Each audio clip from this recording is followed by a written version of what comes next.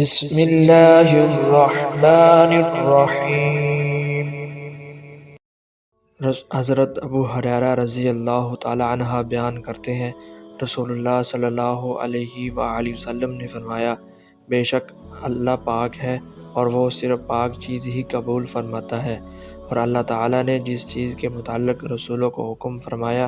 اسی چیز کے متعلق مومنوں کو حکم فرمایا، تو رسولوں کی جماعت پاکیزہ چیزیں کھاؤ اور نیک عمل کرو۔ اللہ تعالیٰ نے فرمایا، اے ایمان والو، ہم نے جو پاکیزہ چیزیں تمہیں عطا کی ہیں ان میں سے کھاؤ۔ پھر آپ نے اس آدمی کا ذکر فرمایا جو دور دراز کا سفر طے کرتا ہے، پرکندہ بال اور خاک آلودہ ہے، آسمان کی طرف اپنے ہاتھ پھیلائے دعا کرتا ہے، اے اللہ، حالانکہ اس کا کھانا حرام، اس کا پینا حرام، اس کا لباس حرام اور اسے حرام کی غذا دی گئی، تو ایسے شخص کی دعا قبول کیسے ہوگی؟ حضرت ابو ہریرہ رضی اللہ تعالیٰ عنہ بیان کرتے ہیں،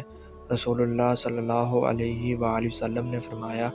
لوگوں پر ایک ایسا زمانہ آئے گا کہ آدمی اس بات کی پرواہ نہیں کرے گا کہ وہ حلال طریقے سے کما رہا ہے یا حرام طریقے سے۔